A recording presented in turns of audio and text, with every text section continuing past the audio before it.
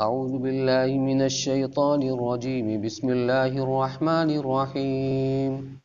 يا أيها النبي إذا طلقتم النساء فطلقوهن لعدتهن وأحصوا العدة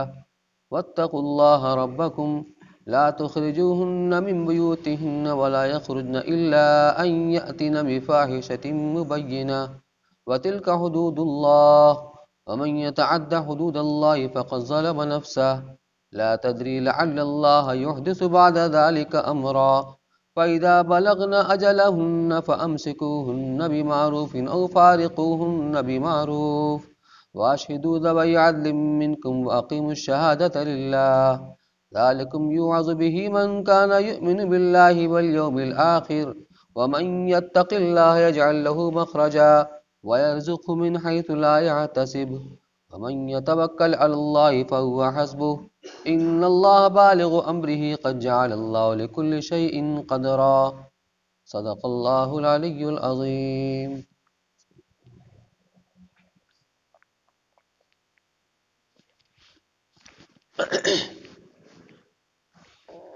يا أيها النبي إذا طلقتم النساء فطلقوهن لعدتهن وأحصوا العدة. اے نبی، جب تم طلاق دو عورتوں کو تو ان کو طلاق دو ان کی عدت پر اور گنتے رہو عدت کو. واتقوا اللہ ربکم، اور ڈرو اللہ سے جو رب ہے تمہارا. لا تخرجوہن من بیوتہن ولا یخرجن الا ان یاتین بفاحشۃ مبینہ، مت نکالو ان کو ان کے گھروں سے اور وہ بھی نہ نکلیں مگر جو کریں صریح بے حیائی. وتلک حدود اللہ، اور یہ حدیں ہیں باندھی ہوئی اللہ کی. ومن یتعد حدود اللہ فقد ظلم نفسہ،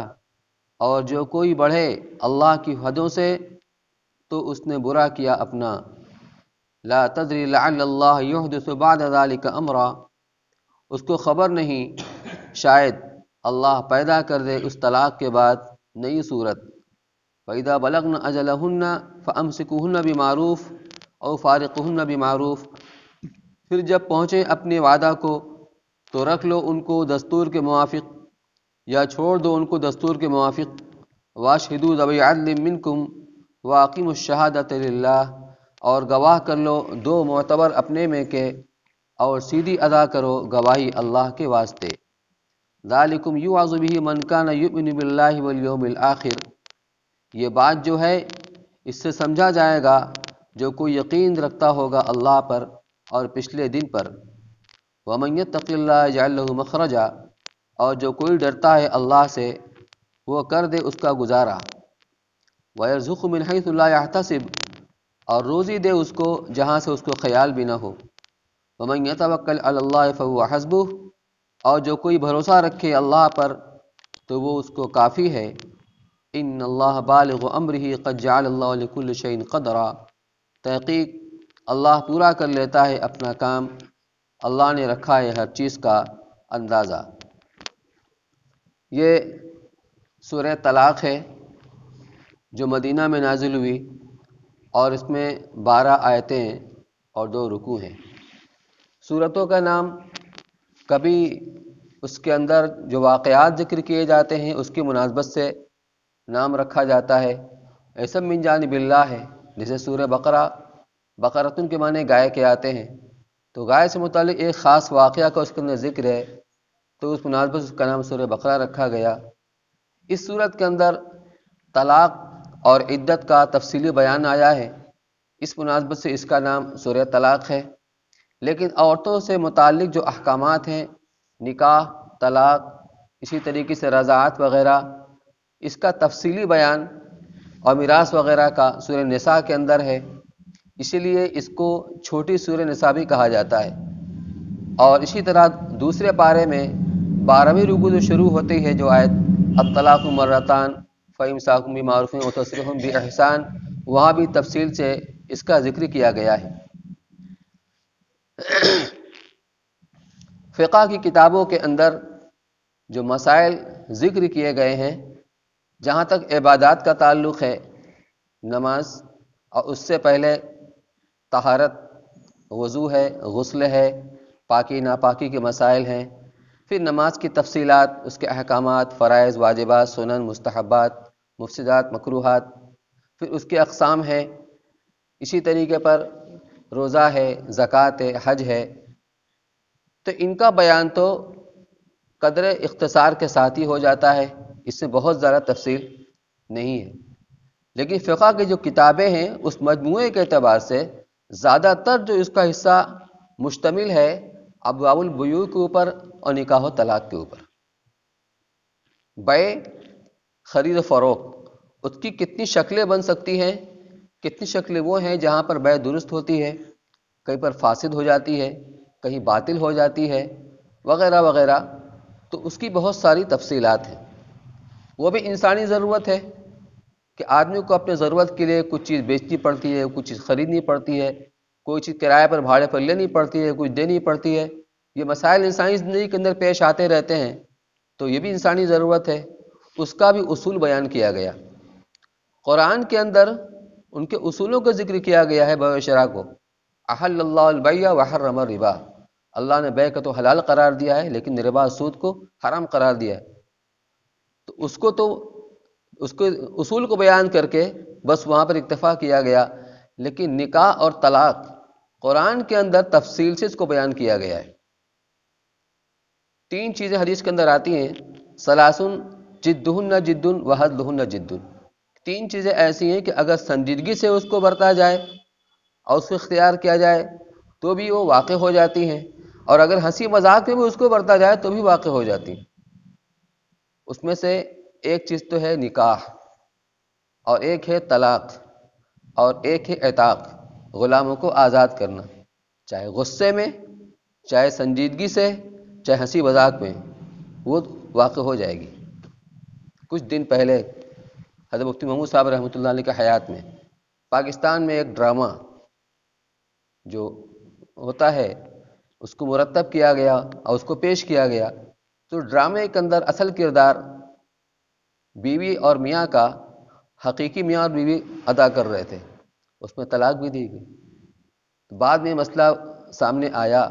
اور معاشرے کے اندر بہت اس کی چرچا ہوئی کہ کیا ہوا، طلاق ہوئی کہ نہیں ہوئی۔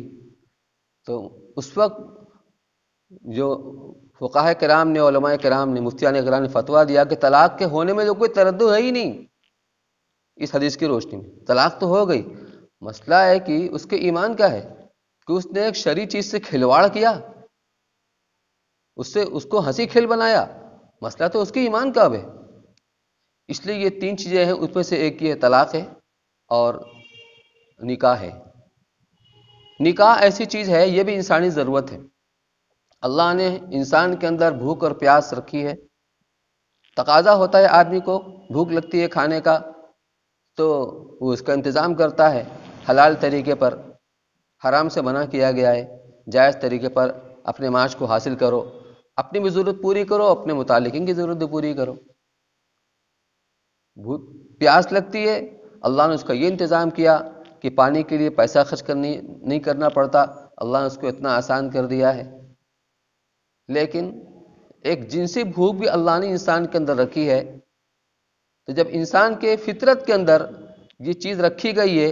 اس کا تقاضا یقیناً اس کے سامنے آئے گا۔ جب تقاضا آئے گا تو اس کو کس طرح پورا کیا جائے؟ تو انسان ہے، جانور نہیں ہے۔ اللہ نے اس کا جائز طریقہ مقرر کیا ہے نکاح کی صورت میں، کہ نکاح کے ذریعے سے آدمی اپنی ضرورت کو پوری کرے، اور اس میں یہ مقصد شہوت رانی نہ ہو بلکہ اللہ کے حکم کی تعمیل ہو، جس سے مقصود نکاح سے افزائش نسل کا بڑھانا۔ اسی لیے خطبے کے اندر جو روایات پڑھی جاتی ہیں نکاح خطبے میں، اس میں ایک یہ بھی ہے، تزوج الودود الولود، تم نکاح کرو ایسی عورتوں سے جو زیادہ بچے پیدا کرنے والی ہوں، زیادہ محبت کرنے والی ہوں، کیونکہ میں تمہارے ذریعے سے امتوں کے اوپر فخر کروں گا، میری امت سب سے زیادہ ہوگی آخرت میں، قیامت میں۔ چنانچہ روایات میں آتا ہے کہ جنت میں جنتیوں کی 120 صف ہوگی، جس میں صرف اس امت کی 80 صف ہوگی، اور باقی ساری امتیں وہ ان کی 40 صف ہوگی۔ تو دنیا کے جتنے بھی مذاہب ہیں، ہر مذہب والوں کے اندر نکاح کا ایک رسم کہہ لو، چاہے کچھ بھی کہہ لو، اس کا ایک طریقہ ہے ان کے یہاں، ان کے اپنے مذہب کے اعتبار سے۔ جو آسمانی مذہب ہے جیسے یہودیوں کا مذہب ہے، عیسائیوں کا مذہب ہے، اگرچہ تحریفات ہو گئی ہیں لیکن اب بھی کچھ نہ کچھ ایسی رسمیں ان کے اندر ہوتی ہیں جس کے ذریعے سے نکاح منعقد ہوتا ہے، اس کے بغیر وہ نکاح کو نکاح نہیں سمجھتے۔ تو اس میں ایسا نہیں ہے بے شرع کی طرح سے کہ فریقین جس شکل پر راضی ہو جائیں، آمادہ ہو جائیں، یا ایسا نہیں ہے۔ نکاح کی ایک حیثیت عبادت کی بھی ہے، چنانچہ حدیث کے اندر فرمایا گیا اذا تزوج العبد فقد استقبل نصف الدین فلیتق اللہ فی النصف الباقی او کما قال، جب بندہ نکاح کر لیتا ہے تو اس کا آدھا دین مکمل ہو گیا، کیونکہ اب جو اس سے متعلق احکامات ہیں، اب یہ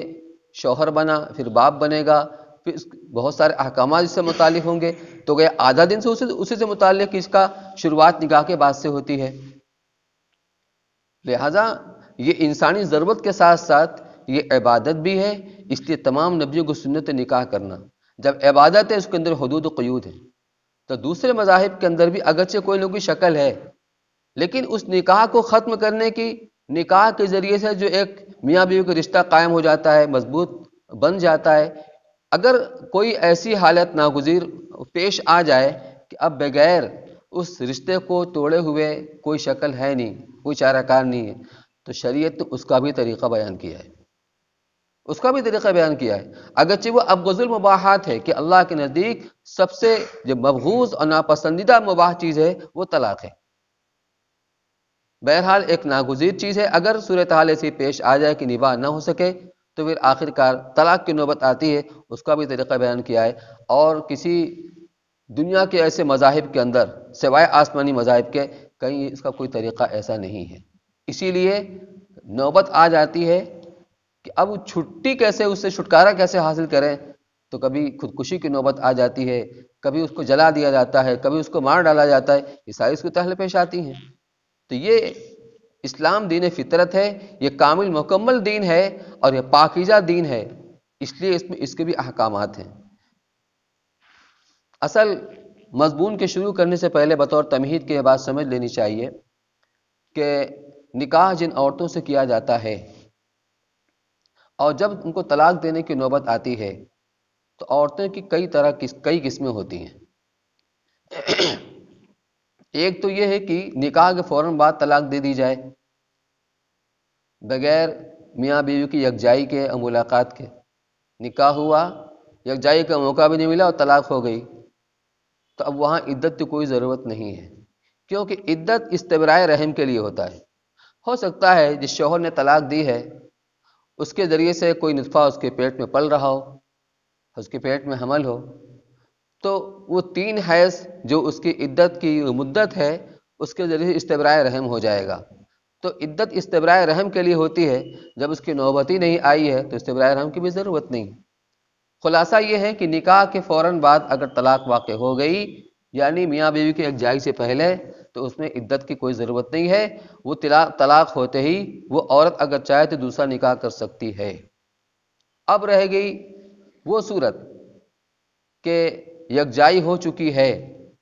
اس کے بعد طلاق کی نوبت آئی، تو اس میں کئی قسم کی عورتیں ہوتی ہیں۔ ایک وہ عورت ہوتی ہے جس کو حیض آ رہا ہوتا ہے، وہ حیض کے زمانے میں چل رہی ہے،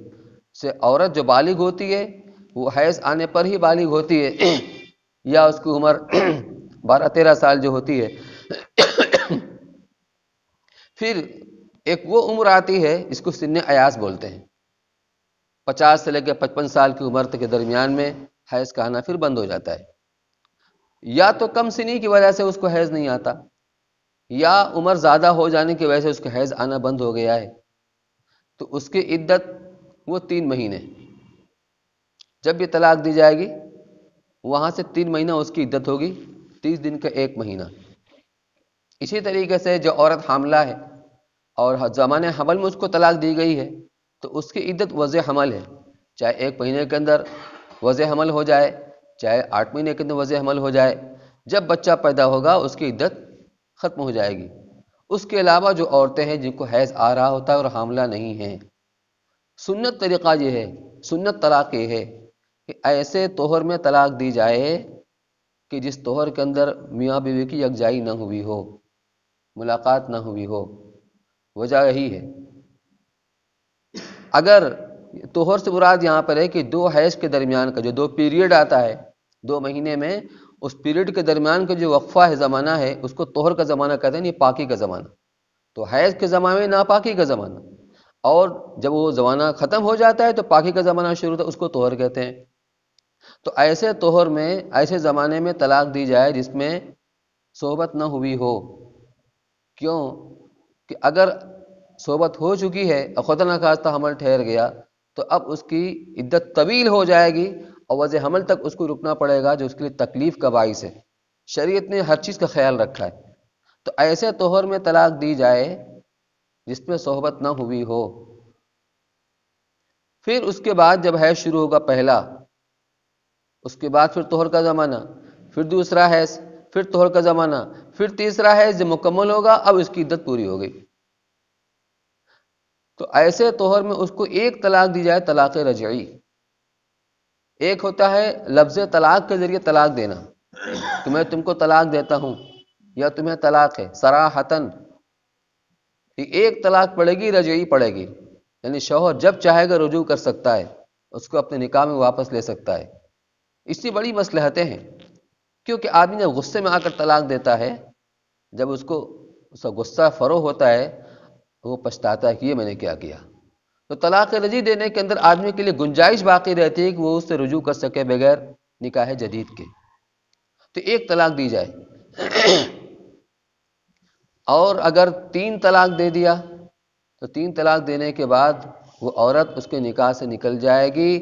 اور دوبارہ رجوع کی کوئی شکل نہیں ہوگی، نہ تو نکاح جدید کر سکتا ہے نہ رجوع کر سکتا ہے۔ اور عموماً جو مسائل آتے ہیں ان صاحب کیا بتائیں، غصے میں تھے تو کوئی ہنس کے بھی دیتا ہے طلاق۔ تو شریعت نے احکامات مقرر کیے اسی لیے کہ اس کی رعایت کرو۔ تو جب آدمی سنجیدگی سے غور کرے گا تو ہو سکتا ہے کہ طلاق کی نوبت بھی نہ آئے۔ تو یہ طریقہ ہے سنت، ایک طلاق دے کر اس کو چھوڑ دیا جائے۔ عدت پوری ہوتے ہوتے جب شوہر کا بھی غصہ ختم ہو جائے گا، سنجیدگی سے غور کرنے کا موقع ملے گا، چھوٹے چھوٹے بچے ہیں، ان کی پرورش کا مسئلہ، بہت ساری چیزیں ہیں، ہو سکتا ہے کہ اپنے کیے پر اس کو پشیمانی ہو، وہ رجوع کر لے۔ اور اگر نہیں، یہ فائنل ہو چکا ہے کہ چھوڑے بغیر چارہ کار نہیں ہے، تو اب کچھ کرنے کی ضرورت نہیں، جہاں عدت پوری ہوئی نکاح سے خود بخود نکل جائے گی وہ عورت۔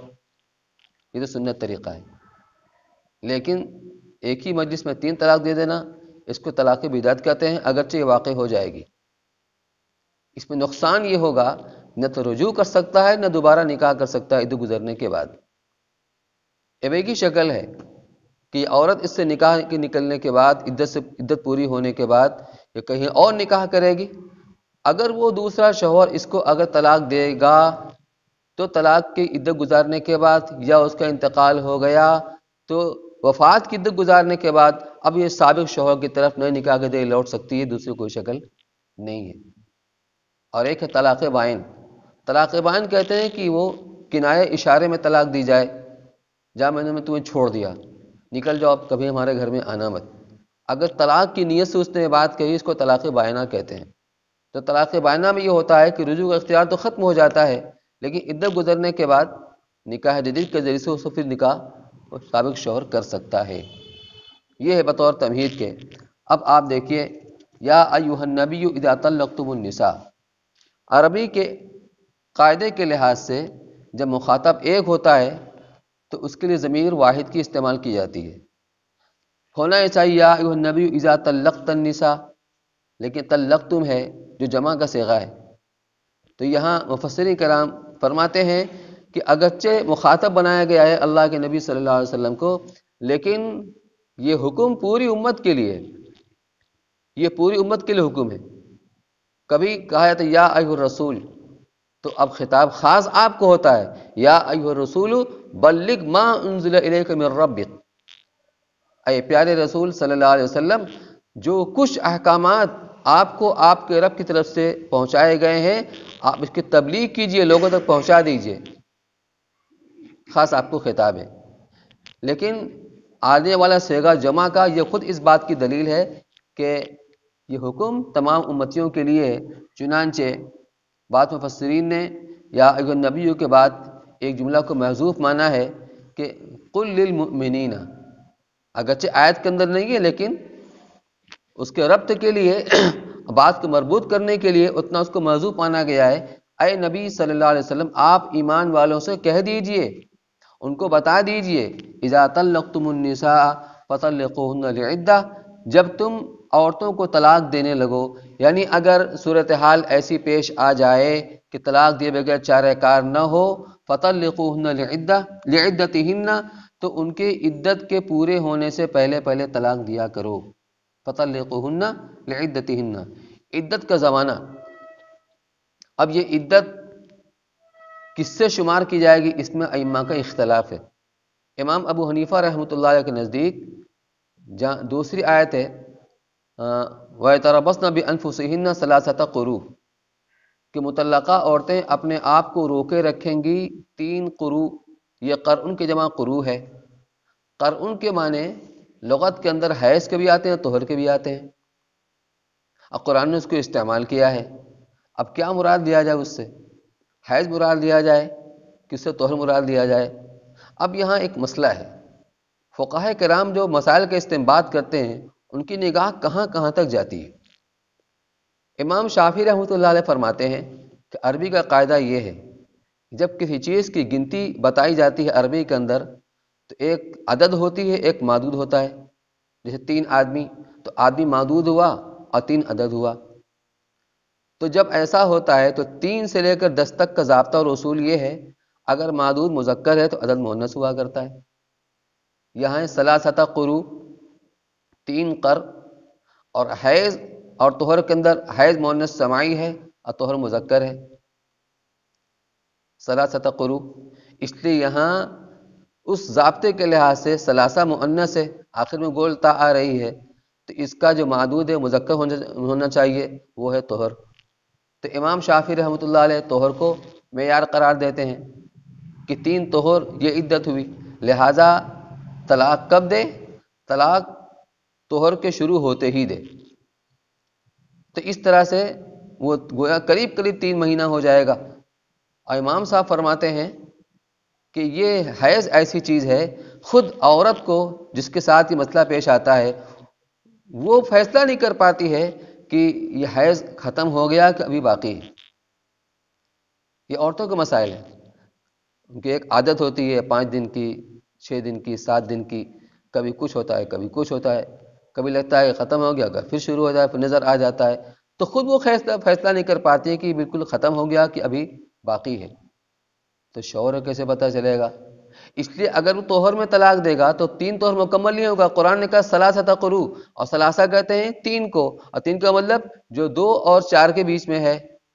تو جب بھی وہ طہر میں طلاق دے گا تو کچھ نہ کچھ حصہ اس سے گزر چکا ہوگا، تو 3 طہر مکمل نہیں ہوگا۔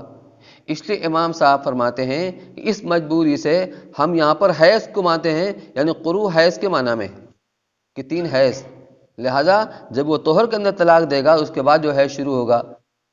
تو وہ 3 حیض جب مکمل ہو جائے گا تب اس کی عدت پوری ہوگی۔ بہرحال دونوں ائمہ کے اپنے اپنے موقف کے اعتبار سے چاہے 3 حیض گزر جائے چاہے 3 طہر گزر جائے اس کی عدت پوری ہو جائے گی۔ تو وہ عدت کا زمانہ فطلقوهن لعدتهن، ان کے عدت کے زمانہ شروع ہونے سے پہلے ہی ان کو طلاق دو۔ تو امام صاحب کے یہاں عدت شروع ہوتی ہے حیض سے، لہذا اس سے پہلے گویا طہر میں طلاق دو۔ امام شافعی رحمۃ اللہ علیہ کے اعتبار سے طہر کے شروع ہوتے ہی طلاق دو جس میں صحبت نہ ہوئی ہو، وہ احصوا العدہ، اور عدت کو شمار کرتے رہو، گنتے رہو۔ مطلب ایسا نہ ہو کہ عدت کے اندر عورت کے لیے کسی دوسرا نکاح کرنا جائز نہیں ہوگا۔ اس لیے پورے طور پر معلوم ہونا چاہیے کہ ہماری عدت کب پوری ہوگی، لیکن صیغہ لایا گیا ہے مذکر کا۔ قرآن کے اندر بھی عام طور پر جن احکامات کے اندر مرد اور عورت دونوں مخاطب ہوتے ہیں، شریک ہوتے ہیں، تو وہاں مذکر کا صیغہ لایا جاتا ہے تغلیباً، اگرچہ عورتیں بھی اس میں مراد ہوتی ہیں، جیسے اقیموا الصلاۃ وآتوا الزکوٰۃ، اسی مرد کے لیے نہیں ہے، عورت کے لیے بھی ہے۔ تو اب یہاں سے بالترتیب اس کے احکامات بیان کر رہے ہیں مفتی صاحب رحمۃ اللہ علیہ۔ فطلقوهن لعدتهن، عدت کے لفظی معنی عدد شمار کرنے کے ہیں۔ شرعی اصطلاح میں اس مدت کو کہا جاتا ہے جس میں عورت ایک شوہر کے نکاح سے نکلنے کے بعد دوسرے نکاح سے ممنوع ہوتی ہے، یعنی اپنے سابقہ شوہر کے نکاح سے تو نکلی ہے لیکن ابھی دوسرے سے نکاح نہیں کر سکتی، نکاح کرنا ممنوع ہے، اس کو عدت کہتے ہیں۔ اس مدت انتظار کو عدت کہا جاتا ہے۔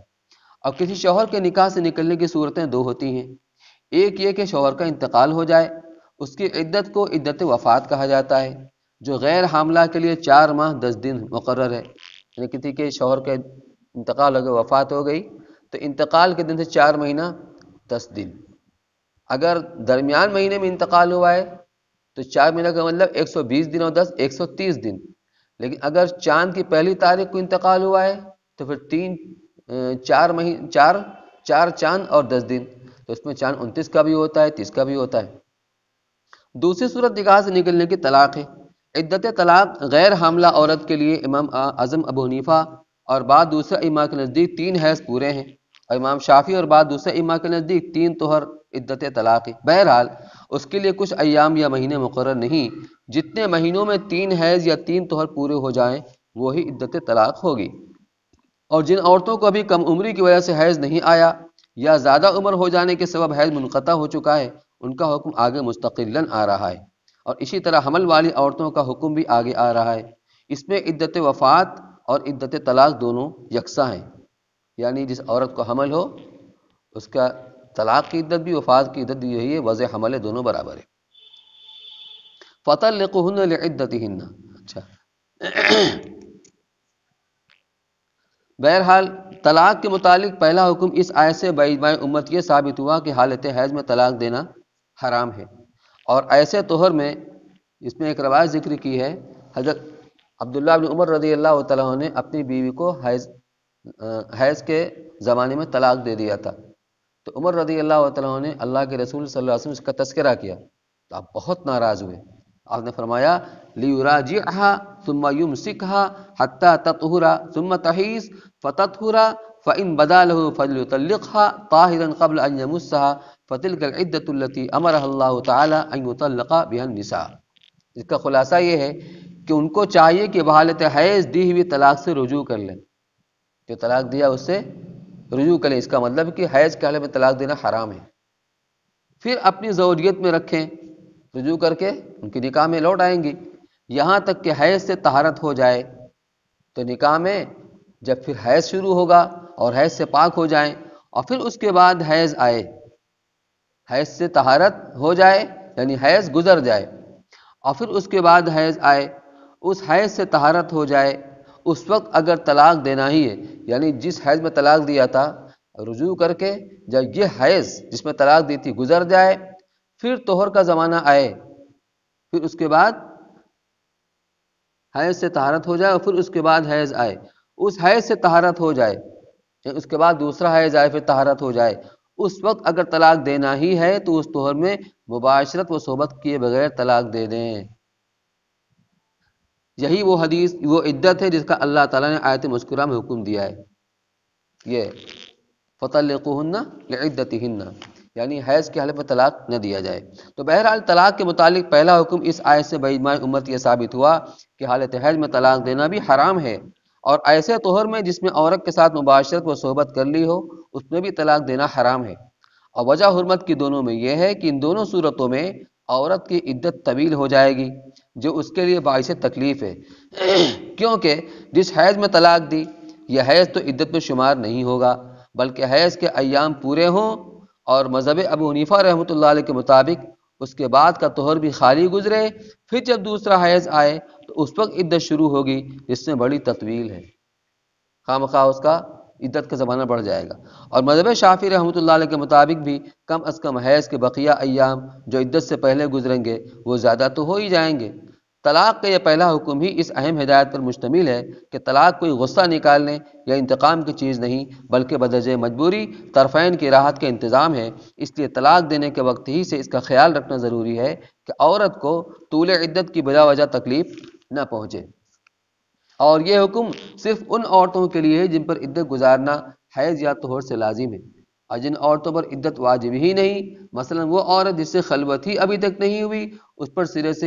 عدت ہی لازم نہیں، اس کو حالت حیض میں بھی طلاق دے دی جائے تو جائز ہے۔ اسی طرح وہ عورت جس کو کم عمری یا زیادتی عمر کے سبب حیض نہیں آتا، اس لیے اس کی عدت میں حیض و طہر کا کوئی اعتبار ہی نہیں، بلکہ ان کی عدت مہینوں کے حساب سے 3 ماہ ہے، ان کو کسی بھی حالت میں طلاق دے دی جائے یا صحبت و معاشرت کے بعد طلاق دے دی جائے، سب جائز ہے، کیونکہ اس میں عدت کے بڑھنے کا سوال پیدا ہی نہیں ہوتا۔ دوسرا حکم وہ احصل العدہ ہے، احصاء کے معنی شمار کرنے کے، معنی آیت کے یہ ہے کہ عدت کے ایام کو اہتمام کے ساتھ یاد رکھنا چاہیے، ایسا نہ ہو کہ بھول میں پڑھ کر اختتام عدت سے پہلے ختم سمجھے،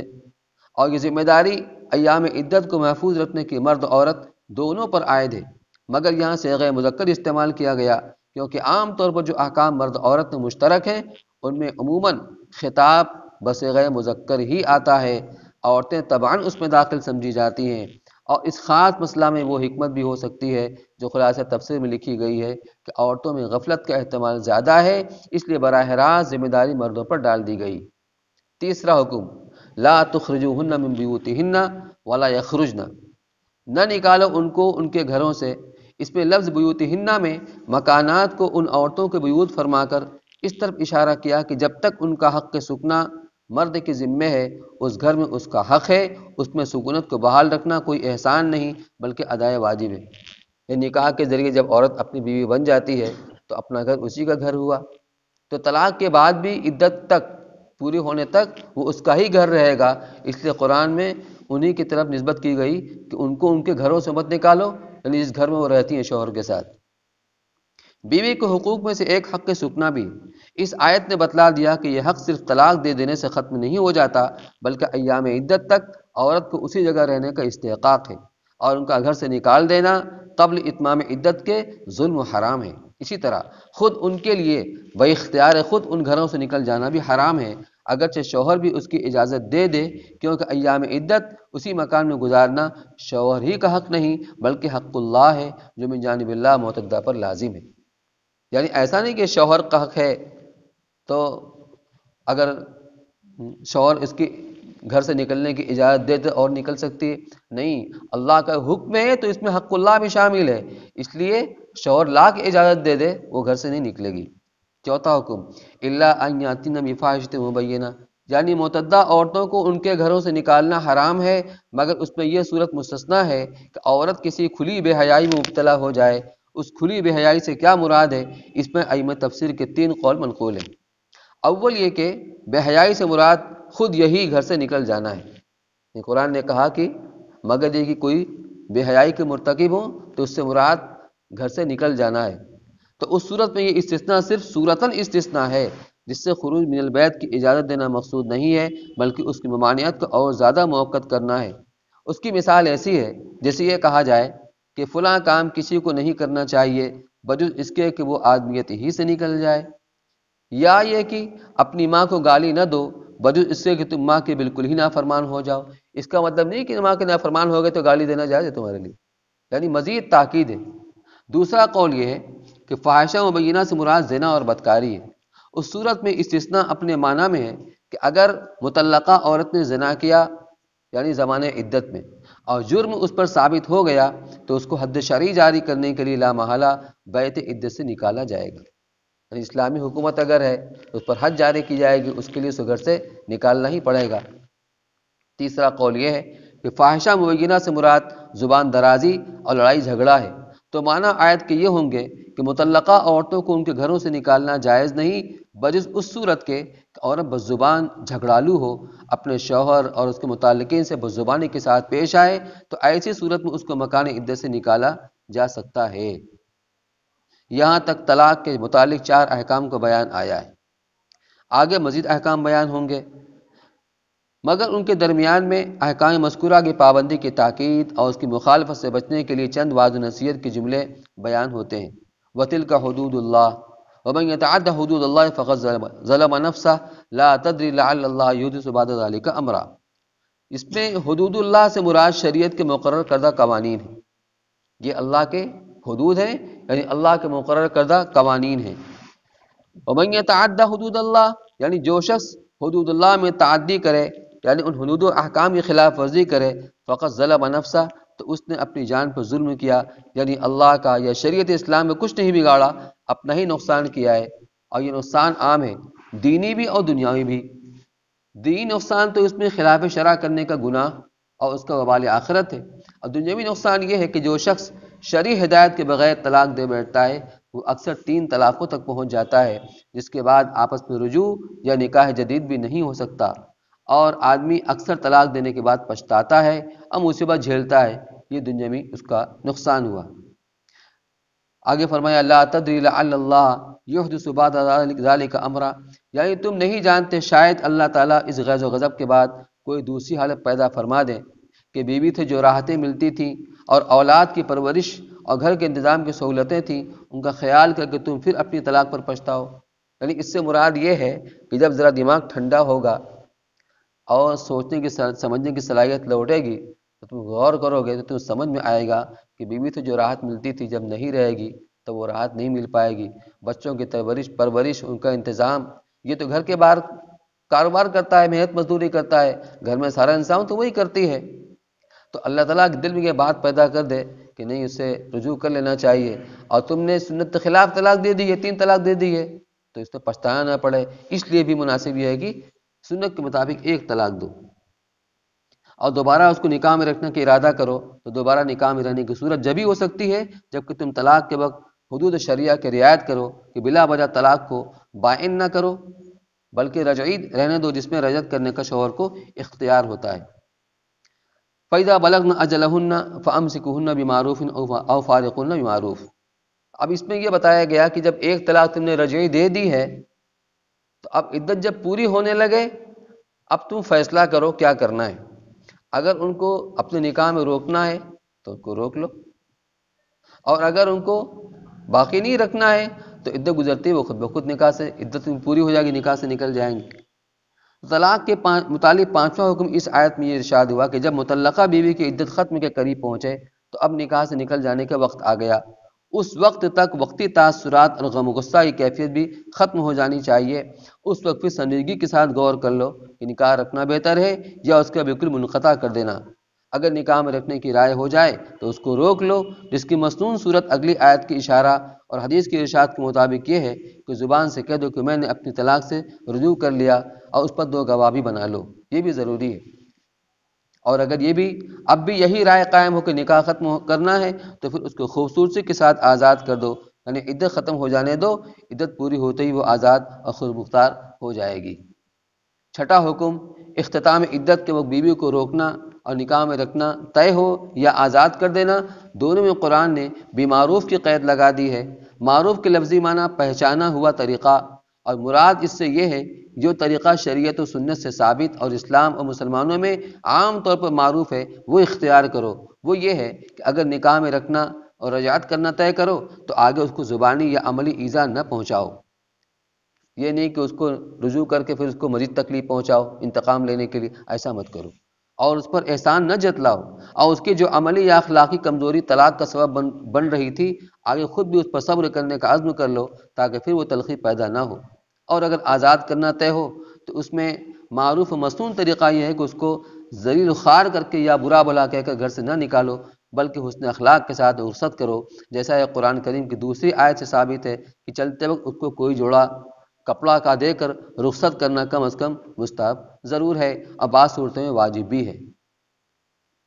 7واں حکم آیت مذکورہ میں روکنے یا آزاد کرنے کے 2 اختیار دینے سے نیز اس سے پہلی آیت میں لعل اللہ یحدث بعد ذلک امرا سے ضمنی طور پر یہ مستفاد ہوا کہ منشأ ربانی یہ ہے کہ طلاق دینے کی مجبوری ہی پیش آ جائے تو طلاق ایسی دی جائے جس میں رجعت کرنے کا حق باقی رہے، جس کی مسنون صورت یہ ہے کہ صاف لفظوں میں صرف 1 طلاق دے دے اور اس کے ساتھ اظہار غیظ و غضب کے لیے ایسا کوئی لفظ نہ بولے جو رشتے نکاح کو بالکل ہی منقطع کر دینے پر دلالت کرتا ہو، مثلا کہہ دے کہ میرے گھر سے نکل جاؤ، یا کہہ دے تمہیں بہت سخت طلاق دیتا ہوں، یا کہہ دے کہ اب میرا تم سے کوئی تعلق نکاح کا باقی نہیں۔ ایسے الفاظ اگر طلاق سری کے ساتھ بھی کہہ دیے جائیں یا خود یہی الفاظ بنیت طلاق کہہ دیے جائیں تو اس سے رجعت کا حق باطل ہو جاتا ہے، یہ اصطلاح شرع میں طلاق بائن ہو جاتی ہے، جس سے نکاح فوراً ٹوٹ جاتا ہے اور رجعت کا حق باقی نہیں رہتا۔ اور اس سے زیادہ اشد یہ ہے، سخت یہ ہے کہ طلاق کو 3 کی عدد تک پہنچا دے، اس کا نتیجہ یہ ہوگا کہ شوہر کا صرف حق رجعت ہی سلب نہیں ہو جائے گا بلکہ آئندہ اگر مرد عورت دونوں راضی ہو کر باہم نکاح بھی کرنا چاہیں تو نکاح جدید بھی نہ ہو سکے گا۔ آگے پھر دوسرے احکامات انشاءاللہ اگلے درس میں سماعت فرمائیں گے۔